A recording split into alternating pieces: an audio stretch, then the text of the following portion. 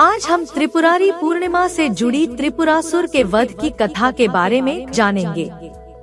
यह कथा हमें धर्म, अधर्म, शक्ति और बुद्धिमत्ता की महत्ता सिखाती है। इस कथा का आरंभ भगवान कार्तिकेय द्वारा तारकासुर के वध के बाद हुआ। तारकासुर के 3 पुत्र तारकाक्ष, कमलाक्ष और विद्युन्माली अपने पिता की मृत्यु से बहुत क्रोधित हुए और देवताओं से बदला लेने का दृढ़ निश्चय कर लिया। तारकाक्ष, कमलाक्ष और विद्युन्माली ने देवताओं को हराने के लिए घोर तपस्या करने का निर्णय लिया। ये तीनों भाई एक घने जंगल में जाकर तपस्या करने लगे। उनकी तपस्या इतनी कठोर थी कि हजारों वर्षों तक उन्होंने केवल वायु और जल पर ही जीवित रहते हुए अपनी तपस्या जारी रखी। उनकी तपस्या की तीव्रता ने संपूर्ण ब्रह्मांड को हिला दिया। देवता भी चिंतित हो उठे, क्योंकि इन असुरों की तपस्या से उन्हें अपने अस्तित्व पर संकट मंडराता दिख रहा था। आखिरकार उनकी कठोर तपस्या से प्रसन्न होकर ब्रह्मा जी उनके सामने प्रकट हुए। ब्रह्मा जी ने कहा, वत्स, मैं तुम्हारी तपस्या से प्रसन्न हूँ। जो भी वरदान मांगना चाहो मांग सकते हो।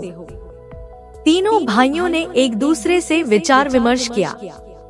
उन्हें पता था कि अमरता का वरदान सीधे तौर पर मांगा नहीं जा सकता, इसलिए उन्होंने एक अत्यंत कठिन शर्त के साथ वरदान मांगा। उन्होंने ब्रह्मा जी से कहा, हे प्रभु, हम चाहते हैं कि आप हमारे लिए 3 नगरों का निर्माण करें, जो स्वर्ण, रजत और लोहा से बने हों।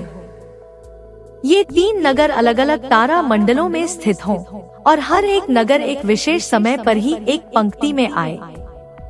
और हमारी मृत्यु तभी हो जब कोई एक ही बाण से उन तीनों नगरों को नष्ट कर दे, और वह भी तभी जब वह बाण एक असंभव धनुष से चलाया गया हो।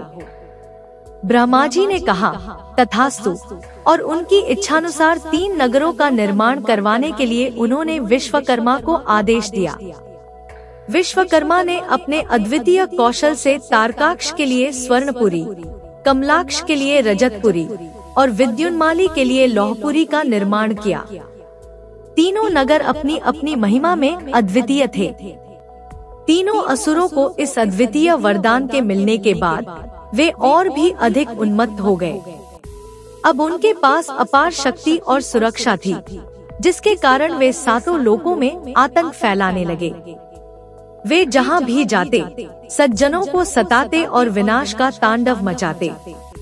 उनकी क्रूरता से देवता भी त्रस्त हो गए और वे अपनी ही भूमि से निर्वासित होने लगे।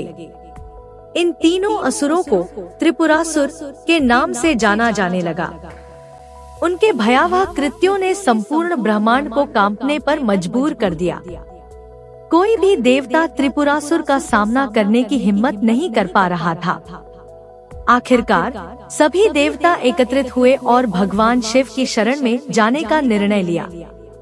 वे कैलाश पर्वत पर पहुँचे और भगवान शिव को अपनी व्यथा सुनाई। भगवान शिव ने देवताओं की बात ध्यान से सुनी और उन्हें सलाह दी कि वे सभी मिलकर त्रिपुरासुर का सामना करें। देवताओं ने कहा, हे महादेव, हमने पहले भी अपने समस्त बल का प्रयोग किया, परंतु त्रिपुरासुर का बाल भी बांका नहीं कर पाए।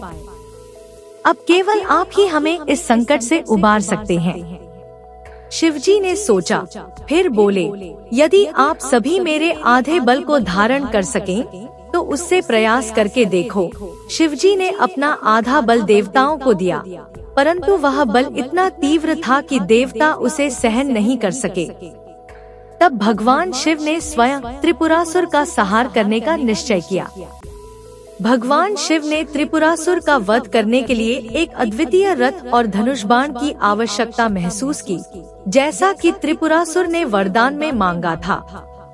उन्होंने पृथ्वी को अपना रथ बनाया, सूर्य और चंद्रमा को उस रथ के पहिए बनाया, सृष्टा ब्रह्मा को सारथी नियुक्त किया, भगवान विष्णु को बाण में परिवर्तित किया, मेरु पर्वत को धनुष और वासुकी नाग को उस धनुष की डोर बनाया। यह रथ इतना अद्वितीय और शक्तिशाली था कि इसे संभालने के लिए सभी देवताओं को मिलकर अपने अपने बल का प्रयोग करना पड़ा। जैसे ही भगवान शिव उस रथ पर सवार हुए, उनकी शक्ति के कारण वह रथ डगमगाने लगा। तभी भगवान विष्णु ने वृषभ का रूप धारण करके रथ को स्थिर किया। महादेव ने अपने विशाल रथ पर सवार होकर त्रिपुरासुर के 3 नगरों को देखा। जैसे ही अभिजित नक्षत्र आया और तीनों नगर एक पंक्ति में आए, भगवान शिव ने अपने धनुष पर पाशुपत अस्त्र संधान किया। उनके संकल्प और शक्ति से वह बाण त्रिपुरासुर के तीनों नगरों को जलाकर भस्म कर गया। त्रिपुरासुर के साथ साथ उनके समस्त अनुयायी भी उसी आग में जलकर नष्ट हो गए। इस अद्वितीय पराक्रम के बाद भगवान शिव का नाम त्रिपुरांतक पड़ा, जिसका अर्थ है 3 पुरों, नगरों का अंत करने वाले। भगवान शिव ने जिस दिन त्रिपुरासुर का वध किया, वह दिन कार्तिक पूर्णिमा का था। इस पूर्णिमा को त्रिपुरारी पूर्णिमा के नाम से जाना जाता है। इस दिन विशेष रूप से घरों, मंदिरों और अन्य पवित्र स्थानों में दीप जलाकर उत्सव मनाया जाता है। इस कथा से हमें यह शिक्षा मिलती है कि जब अधर्म अपनी चरम सीमा पर पहुंच जाता है, तब धर्म की रक्षा के लिए शक्ति का प्रयोग अनिवार्य हो जाता है। भगवान शिव ने अपनी अद्वितीय शक्ति और बुद्धिमत्ता से त्रिपुरासुर का संहार किया और देवताओं को उनके कर्तव्यों की याद दिलाई। त्रिपुरारी पूर्णिमा का पर्व हमें इस बात की याद दिलाता है कि सच्चाई और न्याय की हमेशा जीत होती है, चाहे परिस्थितियाँ कितनी भी कठिन क्यों न हो।